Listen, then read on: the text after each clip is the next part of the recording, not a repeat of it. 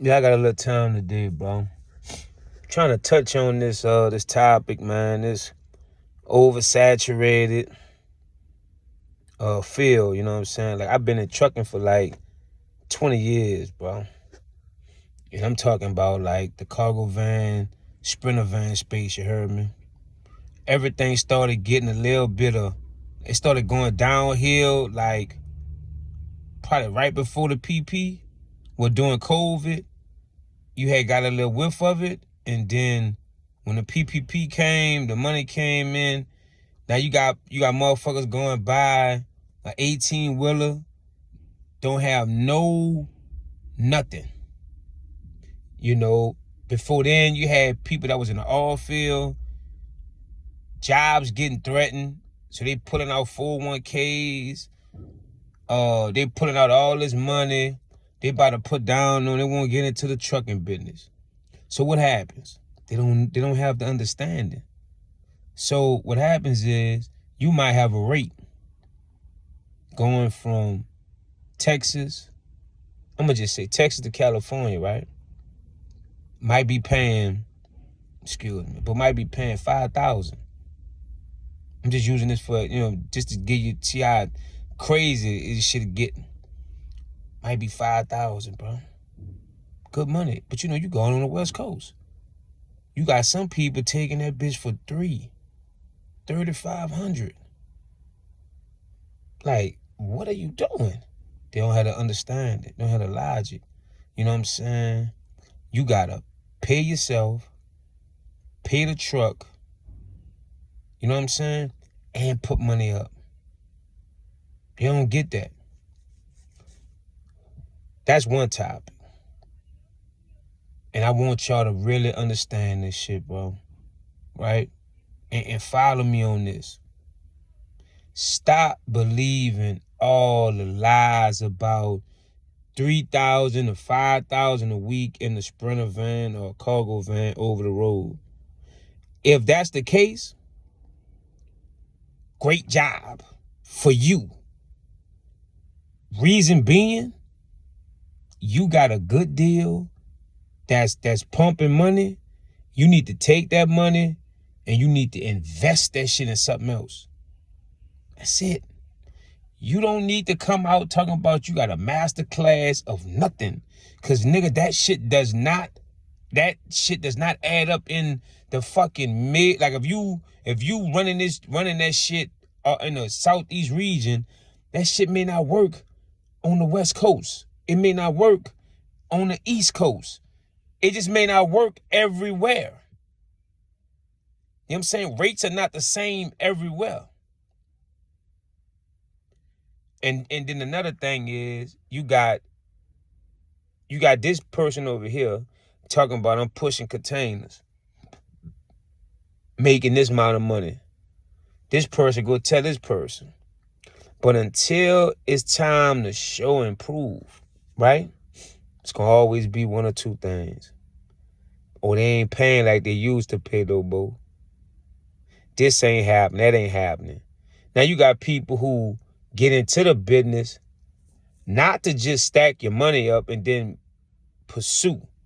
See, in this shit, you gotta have an understanding of I'ma get in this business, make money, and figure something else out. This ain't the business to be talking about what all you gonna do, this, that, and the third. You know what I'm saying? This ain't for that. Especially now. You think you about to get in a big truck and go make $2,000-3,000 a week? But you an asshole. It ain't even set up like that. You're gonna be on the road, they're gonna have you going, and you're gonna be out there.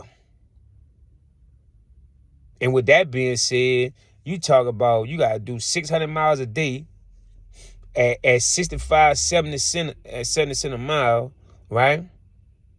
That's 5 days. Boy, you know how hard that is, boy? Spell it for people who don't even want to drive. You got some truckers that might could do 800 to 1,000 miles a day. That's because they're a trucker. They don't have no life. They can't read or write. They can't do nothing else. You know what I'm saying? So trucking is all they know. So they got to take loads that's 2,000, 2,500. That should be 3,500, 4,000. They taking a hit already by even taking it. So hopefully they truck paid for it. They could take a hit like that. And they're only taking a hit because they might say, okay, it's only going to take me X amount of time to do this, to go pick up this. So now I'm doubling my loads, my loads. So to them, it look good.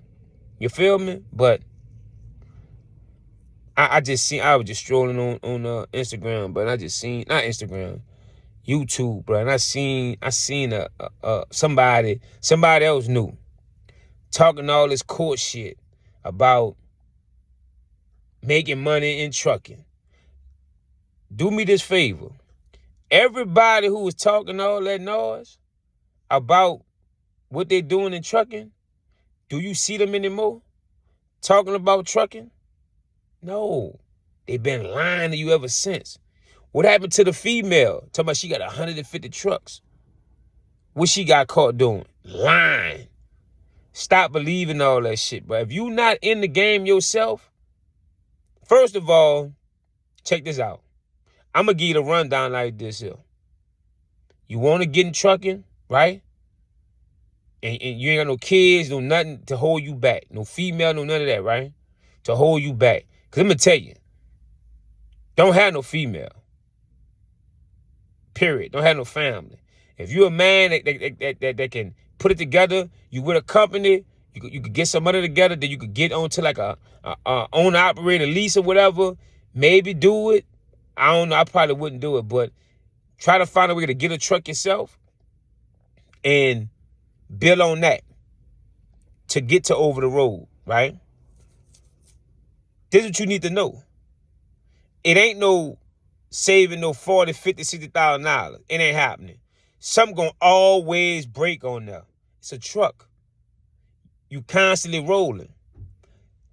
If you making money to survive, put money up. That's what the money you put up, that's what that's for, right? So that's first off. If you ain't ready to take a hit with paying X amount of dollars on that, don't even stay a worker. Stay a worker. Because talking about you a boss, but you ain't trying to pay this, you ain't no boss, you a worker. And it's fine. You know what I'm saying? Being a worker is fine. But just keep that energy. You know what I'm saying? Now I'm gonna try to make a part 2 to this. You know what I'm saying? Get a little more in depth. I'm just tired, bro. I'm sick and tired of seeing all these gurus all of a sudden, this, that, and the third. Don't get caught up in that foolishness, bro. Do not get caught up in the nonsense, bro. They lying to you. All of them. Because everybody who was talking, like I said, everybody who was talking that big truck this, big truck that, them niggas probably ain't even doing trucking no more. And then at the time, they probably ain't even have a trucking company. They probably was some type of partner to a company that had trucking, that had trucks, I should say. You know what I'm saying? Like, so the next topic I will say that I'm about to indulge in is government contracts. Get a contract to the point where you don't even have to have the manpower to fulfill the contract. You just got to know somebody or know a company that can do it. Pay them. It's done. And outside of that, that's like I said, that's if you, because eventually that's going to get watered down too. You know what I'm saying? Too many of us somewhere, it's going to get watered down. And then it get watered down to the point where you underbid what the bid was going for. Might have been, I'm just using this for numbers, 100,000. You bid 75,000. You cut a whole 25,000 off the table. Just because you dumb, I ain't gonna say dumb, but you incompetent of knowing what you just did just to win a bid. Now you lower it, so when that time come up to renew that contract, they're going to start at 75. Come on, man. So, but a lot of people ain't even going to go through the paperwork, the proper channels that you got to do the government contract. So it is what it is with that. Outside of that, to be honest with you, insurance. I'm in the process myself, getting my insurance license. It is what it is, bro. And I'm going to touch on that. The work you do this year going to carry you 15 years. The work you do every year is going to carry you 15, 20 years from now. The work you do on that job, you got to keep doing that shit year in and year out. It's going to tear your body up. You know what I'm saying? So just be, take heed to everything you're doing in life. Take heed to it, bro. Because we wasn't taught that. So but I'm going to tell you, there was a man that came to me 15 years ago. You know what I'm saying? At the time, I probably was doing $2,000, $2,500 a week on my cargo van. But see, I was back at home. I was in Louisiana. I was rolling. You couldn't tell me nothing. He said, man, look, what if I tell you, you'll make that, but if I tell you I'm going to start y'all with $1,000 a week, I'm going to guarantee you $1,000 a week. You know what I'm saying? And I'm going to show you, get your license, this, that, boom, boom, boom, boom. You feel me? He worked at AIG. He was about to give me a job. He said, man, how is you picking up on that paper? How is you doing this? Man, your back going to be killing you. Woo, woo, woo, woo, and all this. Telling it to me. But see, he ain't break it down to me, though. He ain't say, bro, the work you put in this year, or this year, next year, and the year after that, that's going to carry you for on and on. All he kept telling me was, man, look, I'm going to tell you, I'm going to take care of you. You're going to thank me later. All that secretive shit. Fuck all that. Excuse my French, but forget all that, man. Don't come to me, especially when you come to me and you telling me take a $1,000 to a $1,500 cut on pay that'll shook my whole household up. You know what I'm saying?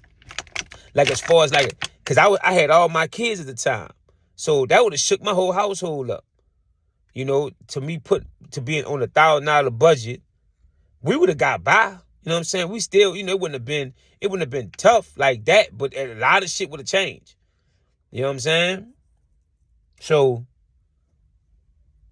just a little food for thought, man. But yeah, man, stop listening to the nonsense, bro. Please stop listening to the nonsense. I'm out.